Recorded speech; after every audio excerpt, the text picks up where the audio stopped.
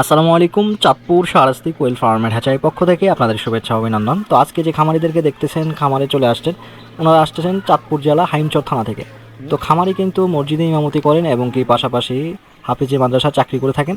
তো খামারি এর পাশাপাশি কিন্তু কোয়েল পাখি পালন করতেছেন। আজকে চতুর্থবারের মতো কোয়েল পাখির বাচ্চা সংগ্রহ করতেছেন, যেহেতু মাদ্রাসায় ইমামতি করে থাকেন, বেতন খুবই কম। তো এর পাশাপাশি চাচ্ছেন যে কিছু করার জন্য।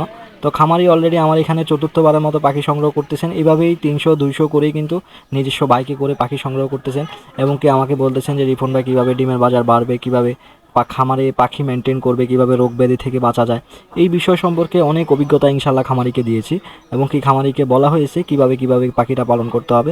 এবং কি চাঁদপুর শাহরাস্তি কোয়েল ফার্মের হ্যাচারি কিন্তু যে কোয়েল পাখির বাচ্চাটা, ওটার কোয়ালিটি কিন্তু খুবই ভালো থাকার কারণেই কিন্তু চাঁদপুর শাহরাস্তি কোয়েল হ্যাচারিতে আবার তিনি চতুর্থবারের মতো ব্যাক করে পাখি নিচ্ছেন। তার মনের ভাব সব কিছুই কিন্তু ইনশাল্লাহ চাঁদপুর শাহরাস্তি কোয়েল হ্যাচারিতে এসে শেয়ার করে থাকেন। কি কোন কোন বিষয়ে জানা জরুরি সব কিছুই কিন্তু ইনশাল্লাহ বলে থাকেন। তো আমরা কিন্তু সর্বদা খামারিদেরকে বলি যে কিভাবে পাখি পরিচালনা করতে হবে, কিভাবে ঠান্ডার কোর্স করাবেন, কিভাবে ভিটামিনের কোর্স করাবেন এবং কি ঠান্ডা লাগা থেকে শুরু করে অনেকে বলে যে কোয়েল পাখির কোনো রোগ নেই। আসলে কিন্তু কোয়েল পাখির অন্যান্য অনেক রোগ আছে বিভিন্ন ধরনের, এটা বলা যাবে না যে কোনো রোগ নেই। তো সম্পূর্ণ যতগুলো রোগ আছে সবগুলোরই কিন্তু ট্রিটমেন্ট আছে।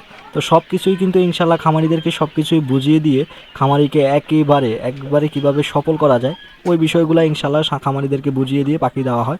এবং কি পাখি দেওয়ার পরেই কিন্তু সম্পর্ক শেষ না, এরপরে কিন্তু আপনাকে কিভাবে মেডিসিন দিবেন, কিভাবে খামার পরিচালনা করবেন, ফর দ্য ম্যানেজমেন্ট, তাপ ম্যানেজমেন্ট, এরপর যে নিয়মিত রুটিন সব কিছুই কিন্তু ইনশাল্লাহ খামারিদেরকে বুঝিয়ে দেওয়া হয়। তো খামারির ভান্ডিলগুলোকে তার বাইকের মধ্যে বেঁধে দিয়ে খামারিকে বিদায় করে দিলাম, খামারি ইনশাল্লাহ চলে যাচ্ছেন। তো ইতিমধ্যে এর ফাঁকে আরেকজন ছোটোখাটো খামারি চলে আসছেন কুমিল্লা থেকে। তো কুমিল্লা থেকে এসে তিনি 200 পিস মহিলা পাখির বাচ্চা সংগ্রহ করে চলে যাচ্ছেন।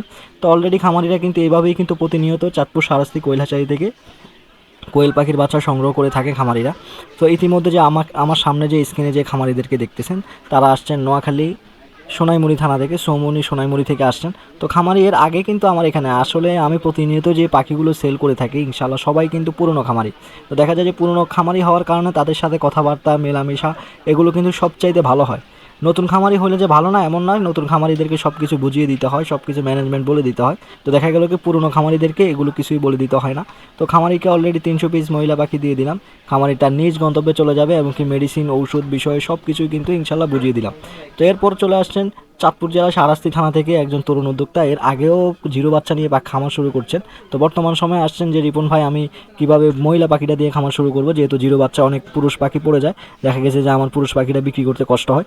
তো সেজন্য খামারি আসছেন যে মহিলা পাখি 700 পিস নেবেন। তো খামারিকে সুন্দরভাবে বুঝালাম যে অনেকেই আমাকে প্রশ্ন করে থাকেন যে রিপন ভাই জিরো তুলবো না 30 দিনে পাখি তুলবো।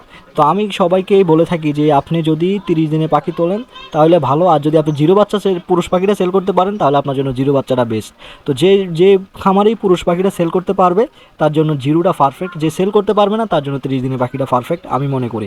অনেকেই বিক্রির জন্য জিরো বাচ্চারা পোষায় দিয়ে দেয়, তবে আমি এটার পক্ষে কখনো বলি না। যে আমার এখানেও কিন্তু প্রতিনিয়ত জিরো বাচ্চা বের হচ্ছে, খামারিদেরকে দিচ্ছি। কিন্তু যারা সর্বদা নতুন খামারি এবং কি কোয়েল পাখি পালন বিষয়ে অতটা অভিজ্ঞ না এবং কি পুরুষ পাখি কোথায় বিক্রি করবে ওটাও জানে না, তাদেরকে কিন্তু আসলে এই পরামর্শটা না দেওয়াই উচিত যারা হ্যাচারি চালাচ্ছেন আমি মনে করি। তো ইনশাল্লাহ আমি খামারিদেরকে কোয়েল পাখির বাচ্চাগুলো দিয়ে দিচ্ছি, খামারি তার নিজ গন্তব্যে চলে যাবে। তো যাদের কোয়েল পাখির বাচ্চার প্রয়োজন হবে আপনারা খুবই সহজে স্ক্রিনে দেওয়া নাম্বারে যোগাযোগ করে চাঁদপুর শাহরাস্তি কোয়েল হ্যাচারি থেকে কোয়েল পাখির বাচ্চা সংগ্রহ করতে পারবেন।